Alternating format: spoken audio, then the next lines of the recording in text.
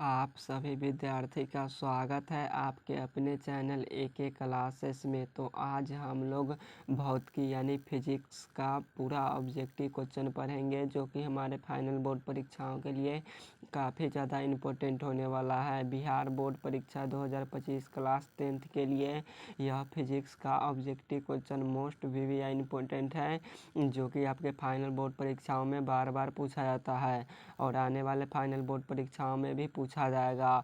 और question bank से जितना भी ऑब्जेक्टिव क्वेश्चन 2011 से लेकर 2024 तक ऑब्जेक्टिव क्वेश्चन पूछा गया है फिजिक्स में, तो वह सभी क्वेश्चन हम लोग पढ़ेंगे आज इस क्लास में।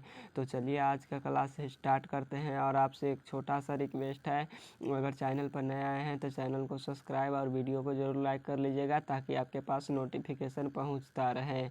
तो चलिए आज का क्लास स्टार्ट करते हैं। पहला नंबर क्वेश्चन है, निम्न में से कौन सा पदार्थ लेंस बनाने के लिए प्रयुक्त नहीं किया जा सकता।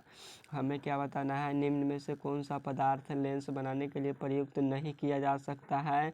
तो जल का उपयोग किया जाता है लेंस बनाने के लिए, कांच का भी उपयोग किया जाता है लेंस बनाने के लिए, प्लास्टिक का भी, लेकिन मिट्टी का उपयोग नहीं किया जाता है लेंस बनाने के लिए। इस क्वेश्चन का राइट आंसर डी होगा, मिट्टी का उपयोग नहीं कर सकते हैं लेंस बनाने के लिए। अगला नंबर क्वेश्चन है, प्रकाश के अपवर्तन के कितने नियम हैं। और यह सभी क्वेश्चन मोस्ट भी इंपॉर्टेंट है, जो कि कितनी बार आपके फाइनल बोर्ड परीक्षा में पूछा जा चुका है। और आप लोग यह सभी क्वेश्चन पढ़ लेते हैं तो आपके फाइनल बोर्ड परीक्षा में जितने भी फिजिक्स से ऑब्जेक्टिव क्वेश्चन पूछे जाएंगे वो सिर्फ इसी क्लास से रहेगा। तो आप लोग प्लीज़ यह सभी क्वेश्चन को ज़रूर पढ़ लीजिएगा। और यह क्वेश्चन बार बार आपके फाइनल बोर्ड परीक्षा में पूछा जाता है। और इस वीडियो को अपने दोस्तों के पास शेयर भी कर लीजिएगा, ताकि आपके दोस्त यह फिजिक्स के ऑब्जेक्टिव क्वेश्चन पढ़ पाए एक एक क्लासेस के साथ जुड़कर। तो चलिए देखते हैं नेक्स्ट क्वेश्चन क्या है। प्रकाश के अपवर्तन के कितने नियम हैं। तो प्रकाश के अपवर्तन और परावर्तन का 2 नियम है। इस क्वेश्चन का राइट आंसर बी होगा। अपवर्तन के भी 2 नियम है और परावर्तन के भी 2 नियम है प्रकाश के। और प्रकाश कैसे गमन करता है, तो प्रकाश सीधी रेखा में गमन करता है। प्रकाश का चाल सबसे अधिक कहाँ होता है, तो निर्वात में होता है, और उससे कम कहाँ होता है, तो हवा में होता है। और प्रकाश की चाल निर्वात में कितना होता है, तो 3 लाख किलोमीटर पर सेकेंड होता है। तो यह सभी क्वेश्चन आप लोग जरूर याद रखिएगा। अगला नंबर क्वेश्चन है, नेक्स्ट नंबर, किस माध्यम के अपवर्तनांक का मान होता है। किसी माध्यम के अपवर्तनांक का मान क्या होता है। और यह भी क्वेश्चन कितनी बार आपके फाइनल बोर्ड परीक्षा में पूछा गया है और आने वाले फाइनल बोर्ड परीक्षा में भी पूछा जाएगा। तो आप लोग यह क्वेश्चन जरूर याद कर लीजिएगा। किसी माध्यम के अपवर्तनांक का मान क्या होता है, तो किसी माध्यम के अपवर्तनांक का मान होता है sine i by sine r होता है। इस क्वेश्चन का राइट आंसर ये होगा, sine i by sine r. अगला नंबर क्वेश्चन है, अवतल लेंस के आवर्धन का एसआई मात्रक क्या होता है।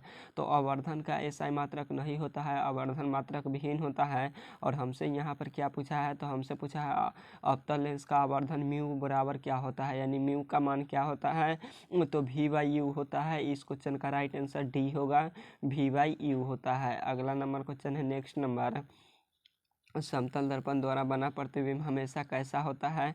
तो समतल दर्पण द्वारा बना प्रतिबिंब हमेशा काल्पनिक होता है, यानी आभासी। इस क्वेश्चन का राइट आंसर बी होगा, काल्पनिक। और काल्पनिक प्रतिबिंब को क्या बोलते हैं, तो आभासी प्रतिबिंब बोलते हैं। और काल्पनिक प्रतिबिंब कैसा होता है, तो यह सीधा होता है। और समतल दर्पण का फोकस दूरी क्या होता है, तो अनंत होता है। और समतल दर्पण द्वारा काल्पनिक प्रतिबिंब बनाया जाता है। और समतल दर्पण किसी भी वस्तु का बराबर आकार का प्रतिबिंब बनाता है।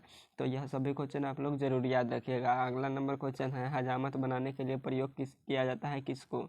हजामत बनाने के लिए कौन सा दर्पण का प्रयोग किया जाता है, तो हम हजामत बनाने के लिए अवतल दर्पण का प्रयोग किया जाता है। इस क्वेश्चन का राइट आंसर बी होगा, अवतल दर्पण का प्रयोग किया जाता है। और यह क्वेश्चन 2025 में पूछेगा, तो आप लोग प्लीज़ जरूर यह याद कर लीजिएगा।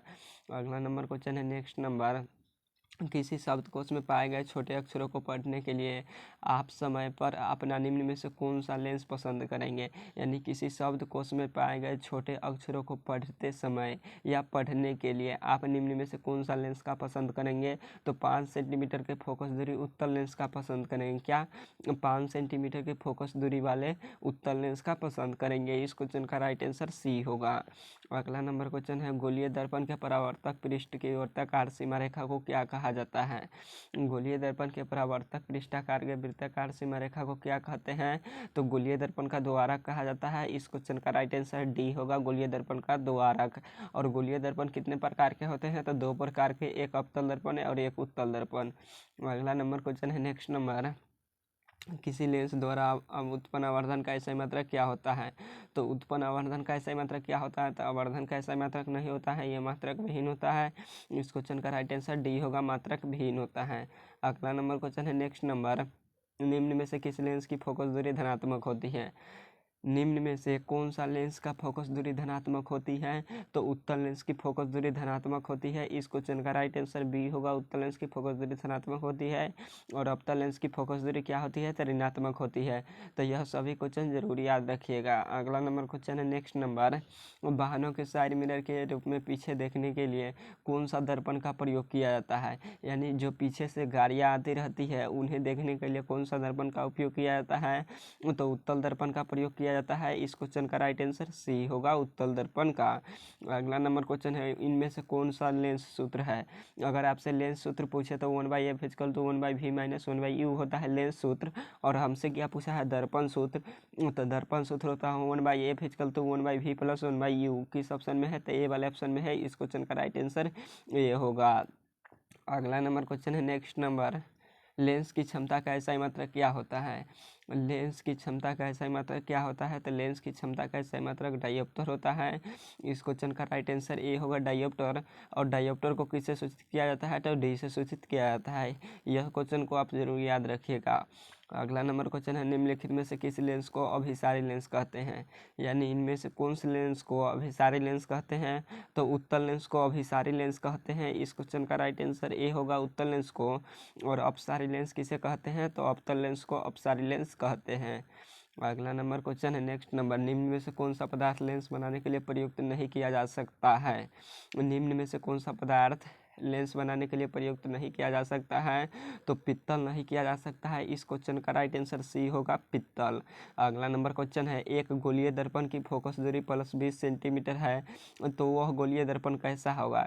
यानी जिस गोलीय दर्पण की फोकस दूरी प्लस में प्लस में 20 सेंटीमीटर हो तो वह गोलीय दर्पण कैसा होगा? तो वह प्लस में धनात्मक किसका दूरी होता है? तो धनात्मक यानी पॉजिटिव उत्तल दर्पण का होता है या उत्तल लेंस का। तो इसकी हमसे क्या पूछा है? तो प्लस में यहाँ पर दिया हुआ है, तो प्लस 20 सेंटीमीटर किसका होगा? तो उत्तल दर्पण का होगा। इस क्वेश्चन का राइट आंसर ए होगा, उत्तल दर्पण का। और आपसे पूछता माइनस में यहाँ दे देता 20 सेंटीमीटर। और निगेटिव किस पर चार्ज होता है? तो निगेटिव होता है अवतल दर्पण। यानी अवतल दर्पण का फोकस दूरी कैसा होता है? तो ऋणात्मक होता है। तो माइनस में 20 सेंटीमीटर दे दिया जाए और आपसे पूछे यह कौन सा दर्पण होगा? तो यह अवतल दर्पण होता अगर माइनस में होता था। और प्लस में होता यानी पॉजिटिव तो उत्तल दर्पण। अगला नंबर क्वेश्चन है, नेक्स्ट नंबर, तालाब का जल गहरा कम दिखाई देने का कारण क्या है? तालाब का जल गहरा कम दिखाई देने का कारण क्या है? तो तालाब का जल कम गहरा दिखाई देता है किसके कारण? तो अपवर्तन के कारण, यानी प्रकाश के अपवर्तन के कारण। इस क्वेश्चन का राइट आंसर सी होगा, प्रकाश के अपवर्तन के कारण। अगला नंबर क्वेश्चन है, अवतल दर्पण की फोकस दूरी होती है। अवतल दर्पण की फोकस दूरी क्या होती है? तो अवतल दर्पण की फोकस दूरी ऋणात्मक होती है। इस क्वेश्चन का राइट आंसर ए होगा। तो आज का क्लास यहीं पर समाप्त करते हैं, फिर मिलेंगे नेक्स्ट क्लास में। अगर किसी प्रकार का डाउट हो तो कमेंट बॉक्स में ज़रूर बताइएगा। और जो क्वेश्चन फिजिक्स में छूट गया तो वह सभी क्वेश्चन पढ़ाएंगे नेक्स्ट क्लास में, तो आप लोग यह सभी क्वेश्चन को जरूर पढ़ लीजिएगा। Okay bye. अगर किसी प्रकार का डाउट हो तो कमेंट बॉक्स में ज़रूर बताइएगा।